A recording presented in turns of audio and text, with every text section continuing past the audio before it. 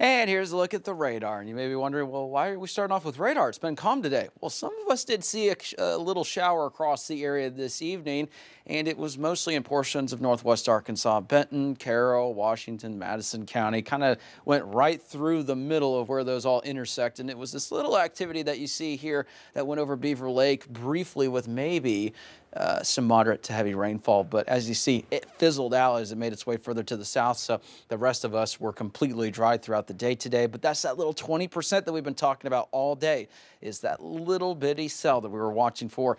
Maybe another chance for that tomorrow. But in the meantime, overnight tonight, we should stay mostly calm. Can't rule out maybe an additional stray shower or two, but we should stay mostly dry. 63 in Fayetteville right now, 72 in Fort Smith, light winds as well. It's a pretty comfortable evening out there across the area. As we head into tomorrow morning, it's going to feel a little bit chilly again for some parts of the areas. We're starting off right around the upper 50s, lower 60s. It's going to be a little bit warmer compared to the last couple mornings, but overall, not too bad. You may want a jacket in the morning, but by the time we get to the afternoon, that's not going to be the case. The bus stop forecast. Make sure that you are ready for some of those cooler temperatures in the early portion of the day, but by the time we get to the afternoon and evening, not going to be too bad. So kids may want a jacket on the way out tomorrow morning, but they will certainly not need it by the time that we get into the afternoon.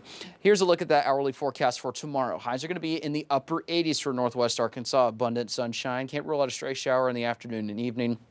River Valley finally going to hit those 90s once again. Here's a look at those highs across the region, and you can see it's going to be a little bit warmer compared to the last couple of days. It's going to feel a little bit more like summer.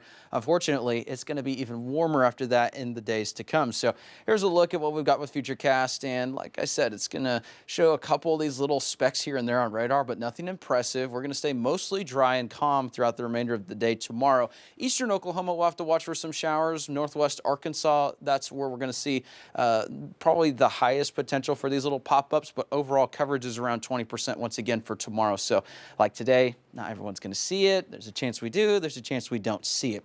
Now, we're going to be dry for a while because of this ridging pattern, and that's where the jet stream creates this little pattern here, or the ridge, and that's going to keep us dry.